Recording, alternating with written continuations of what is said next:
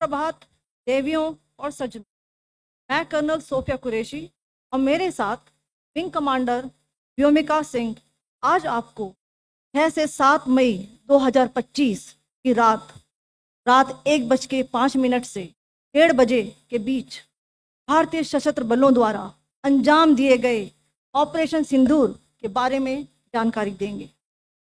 Operation सिंदूर 22 अप्रैल को पहलगाम में हुए विभत्स आतंकवादी हमले के शिकार मासूम नागरिकों व उनके परिवारों को न्याय देने के लिए लॉन्च किया गया था।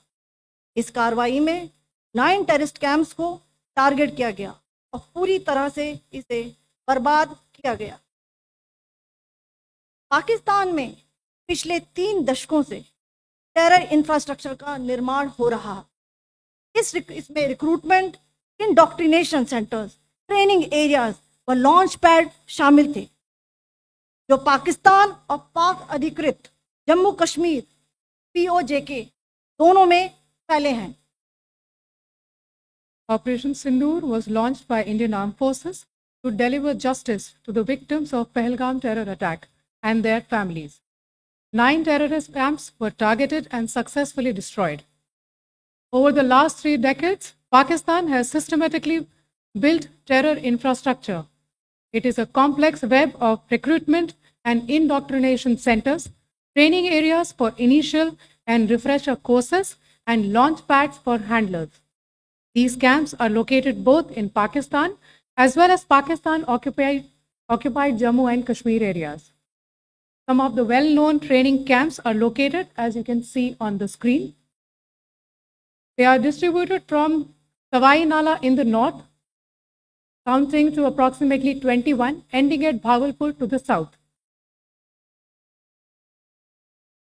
इन लक्ष्यों का चयन विश्वसनीय इंटेलिजेंस सूचनाओं के आधार पर हुआ ताकि आतंक गतिविधियों की रीढ़ तोड़ी जा सके, और यह खास ध्यान दिया गया कि निर्दोष नागरिकों और सिविलियन इंस्टॉलेशन को नुकसान न पहुंचे।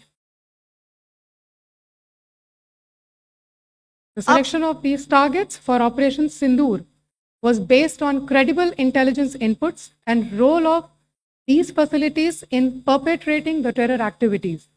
The locations were so selected to avoid damage to civilian infrastructures and loss of any civilian lives. This was done with due diligence, and the camps selected for targeting and their engagement will now be shown to you one by one. POJK के targets मैं आपको बताना चाहूंगी। सबसे पहले सवाई नाला camp Muzaffarabad, जो कि POJK के लाइन ऑफ कंट्रोल से 30 किलोमीटर दूर है। यह एक लश्कर तोयबा का ट्रेनिंग सेंटर था। 20 अक्टूबर 2024 सोनमर्ग, 24 अक्टूबर 24 गुलमर्ग, 22 अप्रैल 2025 पहलगाम, इन हमलों के आतंकियों ने यहीं से प्रशिक्षण लिया था। सैयदना बिलाल कैंप जफराबाद, यह एक जैश मोहम्मद का स्टेजिंग एरिया है। यह हथियार, विस्फोटक और जंगल सर्वाइवल ट्रेनिंग का केंद्र भी था। गुलपुर कैंप कोटली, यह LOC से 30 किलोमीटर दूर था। लश्कर तोयबा का बेस था, जो रजौरी पुंछ में सक्रिय था। 20 अप्रैल 2023 को पुंछ में और 9 जून 2024 को तीर्थ यात्रियों के बस हमले में यहीं से आतंकी को ट्रेन किया गया था।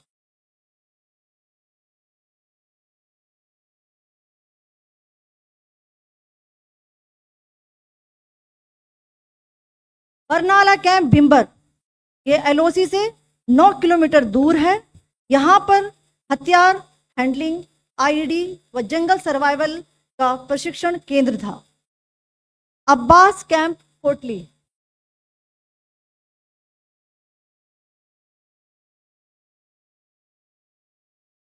यह LOC से 13 किलोमीटर दूर है। लश्कर तोयबा का फिदाइन यहाँ तैयार होता था। इसकी कैपेसिटी 15 टेररिस्ट को ट्रेन करने की थी।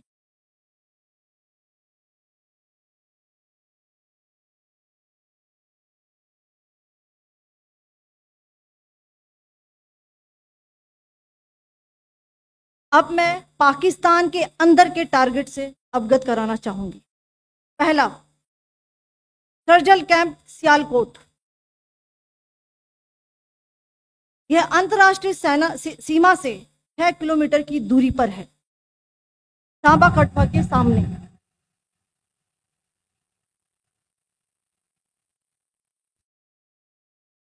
मार्च 2025 में जम्मू एंड कश्मीर पुलिस के 4 जवानों को जो हत्या की गई थी, उन आतंकवादियों को इसी जगह पर ट्रेन किया गया था। दूसरा, महमूना जाया कैंप सियालकोट।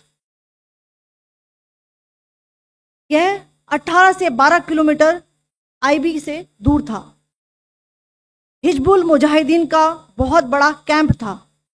ये कठुआ जम्मू क्षेत्र में आतंक फैलाने का नियंत्रण केंद्र था। पठानकोट एयरफोर्स बेस पर किया गया हमला भी इसी कैंप से प्लान और डायरेक्ट किया गया था। मरकज ताइबा मुरीद के, यह आईबी से 18 से 25 किलोमीटर दूरी पर है। 2008 के मुंबई हमले के आतंकी भी यहीं से प्रशिक्षित हुए थे। अजमल कसब और डेविड हेडली भी यहाँ ट्रेन हुए थे।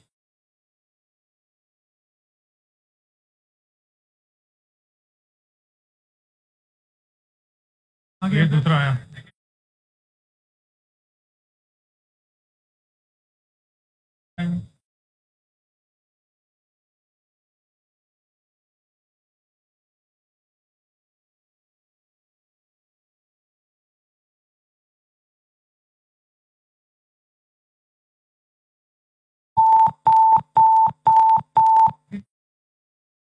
एंक्लोजर सेम ही है।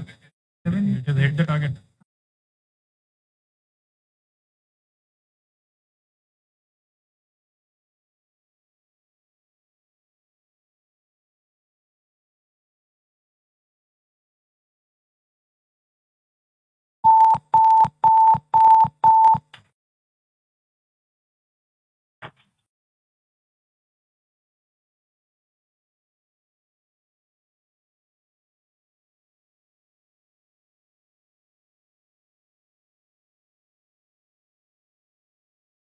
मरकज सुभान अल्लाह भावलपुर, ये इंटरनेशनल बाउंड्री से 100 किलोमीटर दूर है। जैश ए मोहम्मद का मुख्यालय था। यहाँ पर रिक्रूटमेंट, ट्रेनिंग व इंडोक्ट्रिनेशन का केंद्र भी था। शीर्ष आतंकी अक्सर यहाँ आते थे। मैं आप सबको बताना चाहती हूँ कि किसी भी सैन्य ठिकाने का निशाना नहीं बनाया गया और अभी तक किसी तरह की नागरिक क्षति की रिपोर्ट नहीं है। धन्यवाद। जय हिंद।